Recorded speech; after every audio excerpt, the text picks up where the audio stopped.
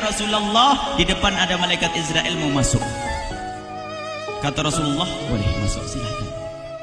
Kemudian malaikat Israel mengucapkan salam, dan setelah mengucapkan salam, malaikat Israel menawarkan, ya Rasulullah, aku disuruh oleh Allah untuk mencabut nyawamu atau membiarkan engkau. Dalam riwayat, aku disuruh oleh Allah untuk memberikan pilihan kepadamu, al-baqa' fid dunya, tetap di dunia, atau ar-rafiqul a'la, atau dengan Allah. Nabi Muhammad menjawab, ar-rafiqul a'la, dengan Allah. Kemudian setelah itu Nabi Muhammad berdoa agar umatnya selamat. Setelah ada jaminan umatnya selamat, malaikat Israel, sudahlah, cabut nyawaku kalau memang sudah waktuku.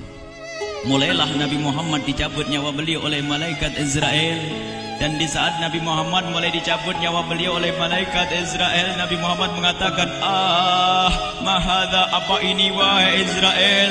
Malaikat Israel kemudian menjawab, ya Rasulullah, itu adalah sakaratul maut, itu adalah sakitnya di dalam kematian. Kemudian Nabi Muhammad mengangkat tangannya sambil berucap, la ilaha illallah, inna lil mauti la sakarat, tidak ada Tuhan selain Allah, sungguh di dalam kematian ada sakitnya, sakit kematian, yaitu sakaratul maut. Kemudian Nabi Muhammad memohon, ya Allah, Allahumma khaffif alayya sakaratul maut, ya Allah, ringankan sakaratul mautku ini, ya Allah. Dijawab oleh malaikat Israel, ya Rasulullah, itu sudah aku ringankan 70 kali. Nabi Muhammad menoleh, apa malaikat Israel?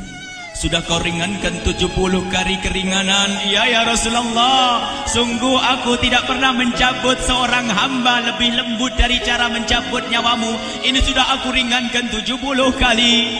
Setelah itu justru Nabi Muhammad menangis, Israel, 70 kali rasanya masih sakit. Iya ya Rasulullah, memang itu sakaratul maut. Lalu bagaimana engkau mencabut umatku, wahai Israel?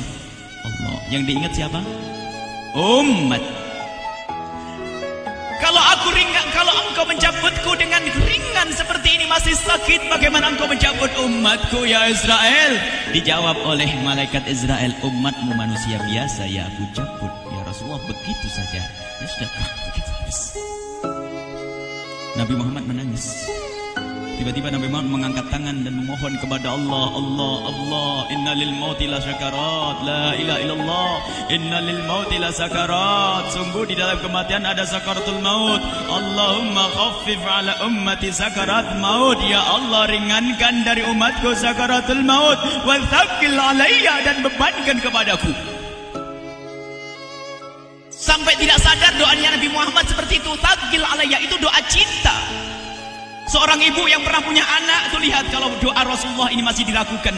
Bagaimana Rasulullah bisa doa begitu? Itu bahasa cinta yang tidak bisa diterjemahkan dengan oleh akal.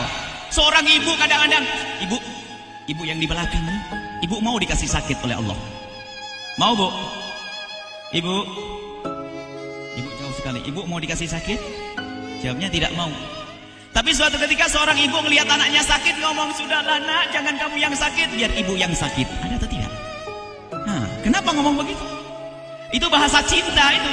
Tidak rela kalau anak ini sakit, biar aku saja yang sakit. Itu yang dirasakan Rasulullah. Sakaratul maut begitu sakitnya, membayangkan betapa sakitnya umat Nabi Muhammad di saat dicabut nyawa beliau. Maka Rasulullah mengatakan, ya Allah, ringankan sakaratul maut dari umatku, bebankan kepadaku saja, ya Allah. Wala sawfa yu'tika fatarda. Permintaan Nabi Muhammad tidak ditolak oleh Allah, dikabul dan dikabul, wahai Muhammad. Sallu ala Nabi Muhammad.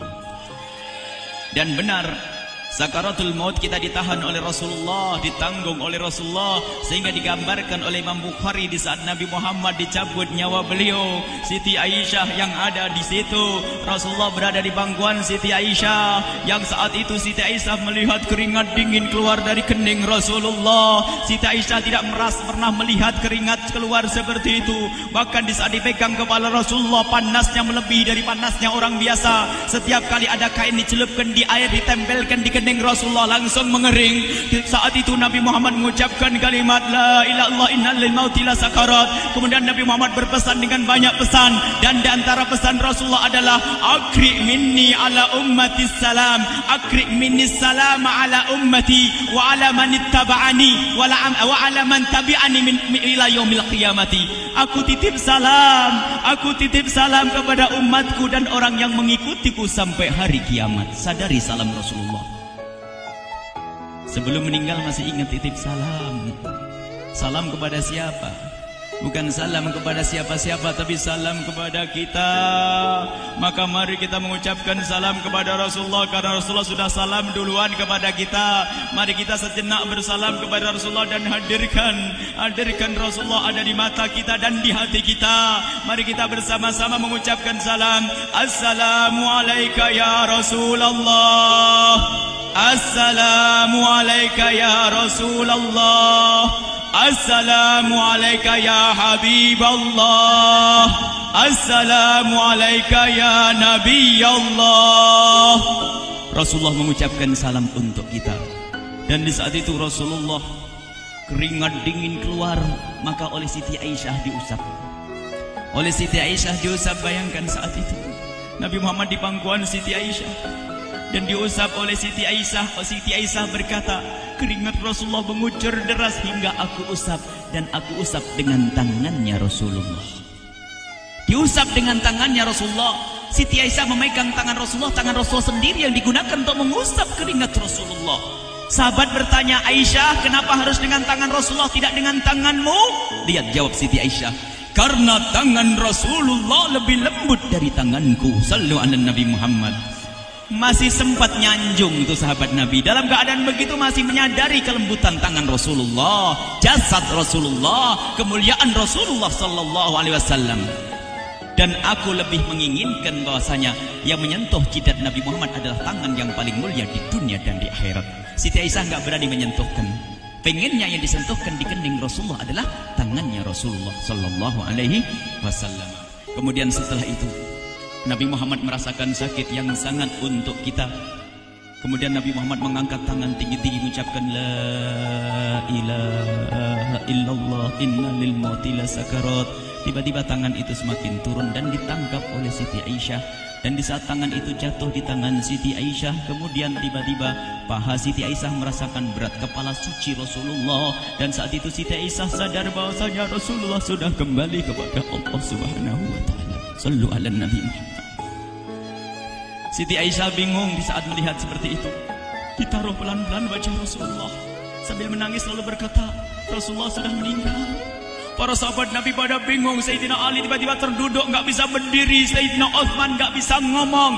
Ada orang Sayyidina Zaid berkata, aku baru melihat Rasulullah. Setelah ini aku tidak mau melihat lagi selain Rasulullah. Ya Allah, butakan mataku. Aku tidak ingin aku kotori mataku dengan selain Rasulullah. Dan dibutakan oleh Allah.